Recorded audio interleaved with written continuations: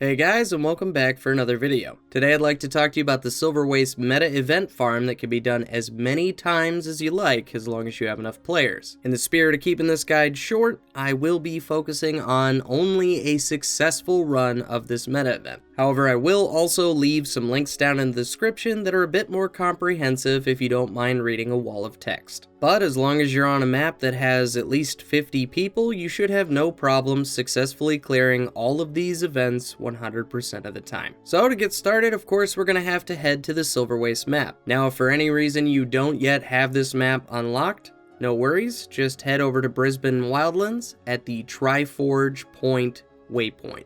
From the waypoint, just head northwest towards the fort structure, and in the back of that fort you should see a portal, and that portal takes you straight into the Silverwastes.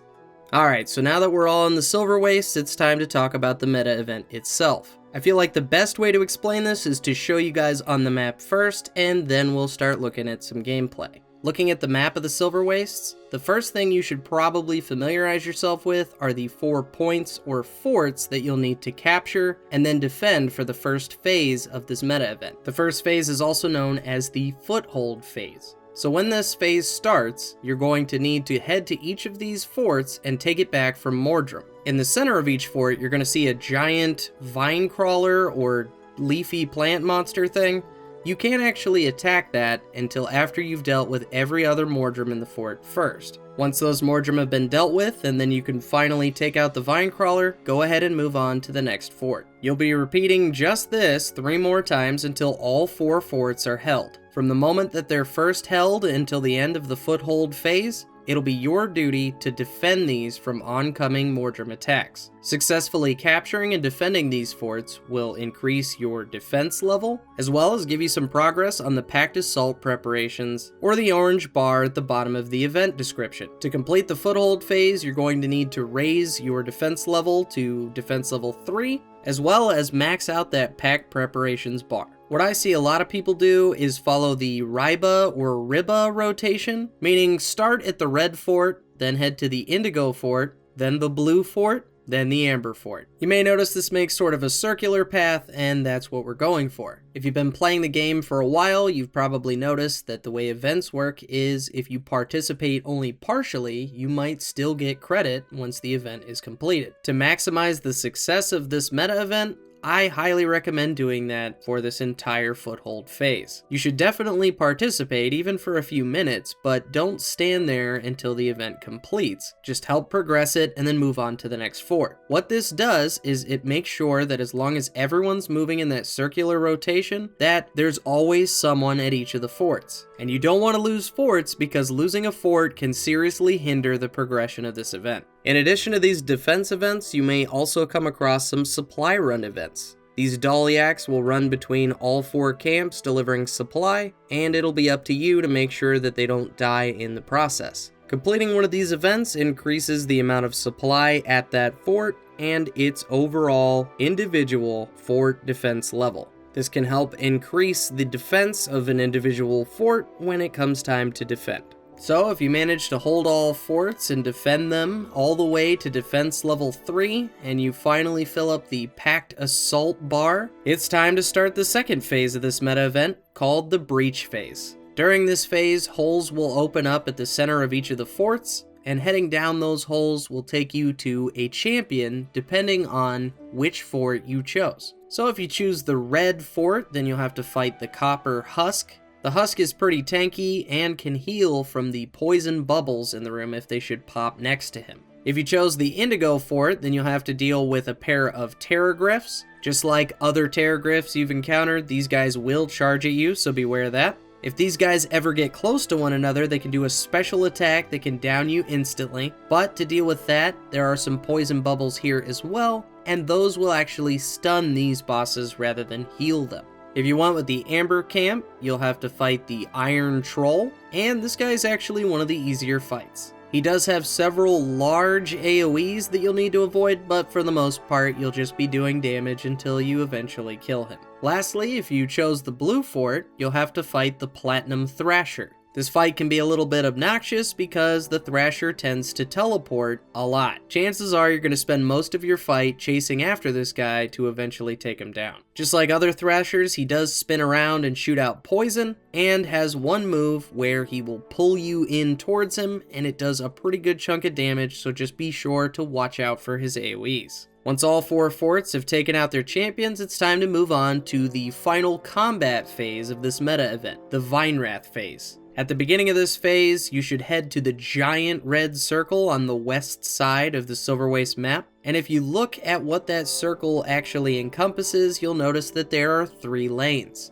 A south, central, and north lane. There will be jungle vines blocking each of the lanes, and you'll need to escort your ally, determined by which lane you chose, through each layer of the vines until you can finally break through. Choosing south lane, you'll be escorting a Devourer, the center lane, a Golem, and if you pick the north lane, you get this really cool tree guy. Each of these allies is going to have an ammo stash just behind the lane, and this ammo is actually required to push through the jungle vines. Not only that, but Mordrem will attack these ammo piles, so be sure to leave a few players over there to defend it so you don't slow down the progress for everybody else. Once you do break through to the other side of the vines, you will fight a champion, again based on the lane you chose. For south lane, you're going to fight the champion Mordrem Beekeeper.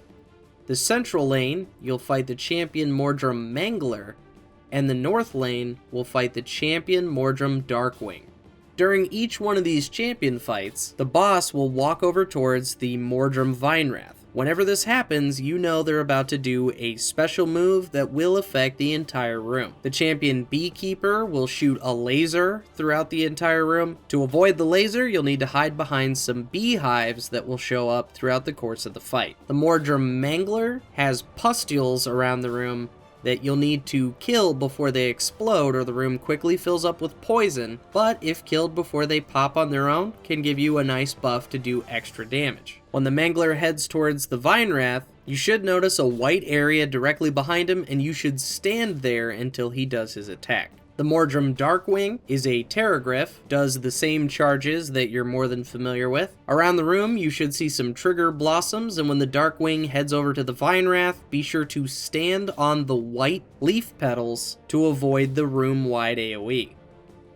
Defeating all these champions will end the Vinewrath phase, but there is something else you need to keep in mind. Each lane needs to complete its champion in a specific order: south, center, then north. Once all 3 champions have been defeated, the Mordrem Vinewrath just dies. You don't actually have to fight it at all, rather its life is linked to those 3 champions. Once the final champion has fallen, then you can head back to that center room where you fight your champion, and there'll be a big chest, and actually a few smaller chests that I haven't really talked about just yet. These chests are referred to as Lost Bandit chests. As you complete events on this map, you will sometimes be rewarded with a shovel. Using the shovel will change your skills to either dig up or locate a Lost Bandit chest. Upon completing the Mordrem Vinewrath phase, there will always be Lost Bandit chests on either side of the big chest. But unfortunately, digging up a chest isn't enough to open it. To do that, you're going to need to purchase some bandit keys from the crew researcher back at Camp Resolve.